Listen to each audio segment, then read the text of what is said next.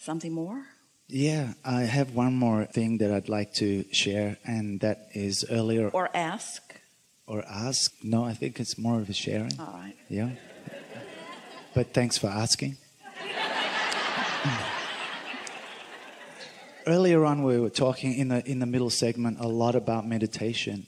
One of the things that you said about meditation was to, well, let me just say how I found the meditation working for me. Well, I notice when I meditate that there's that voice, that the mind is like chattering. And what I realized is that is the nature of the mind. The mind is already active. The mind is always in the receiving mode. But what is this receiver tuned to is the question.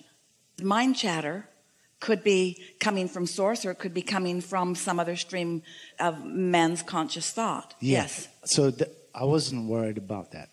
So the mind chatter, what I started to do was I started to observe the mind chatter and not become involved in it. And what I found was happening was that as I observed the mind chatter and just let it be, I didn't resist it. I just allowed it to be what it was doing, and I observed it. I used the mind chatter like you were using the sound, but I used the mind chatter.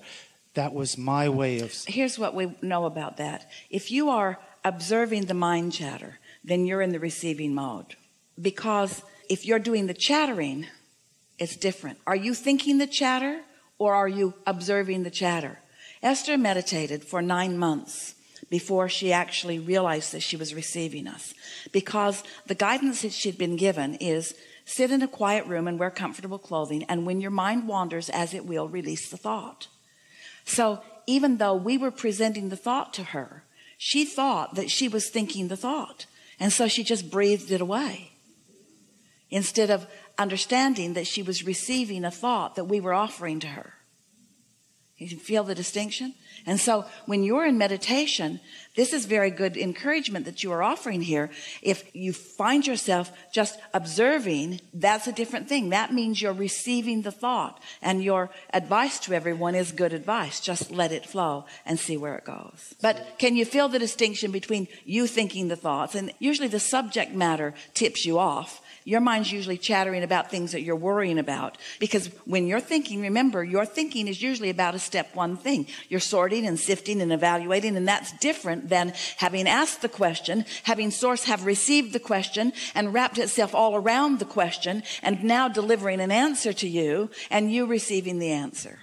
Yeah, that's great, because when I do that, I find that it's like what happens is the volume of the thoughts gets turned down and they kind of fade into the background, and then I'm presented with this kind of a void where I'm just able to just, like, it's so delicious just to sink into that void, and the thoughts are there in the background, but they're not bothering me. I'm more focused on what's going on here in this beingness, just being there. And then the question that we have is that following that beingness, do you begin to receive something with clarity? Absolutely. Because it is clarity, that part there. And I'm not looking for anything. I'm just there, just being, and whatever comes.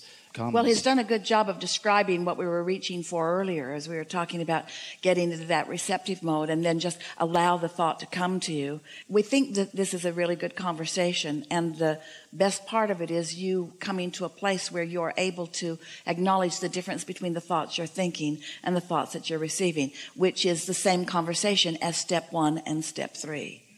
See how it all fits together? Enough? Yes, thank you very much. Really good.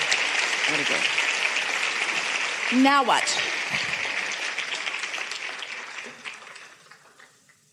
You're out here on the leading edge. Can you feel it?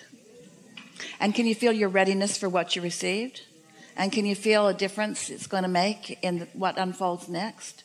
In your awareness of what's happening, and therefore in the fun of it as it happens?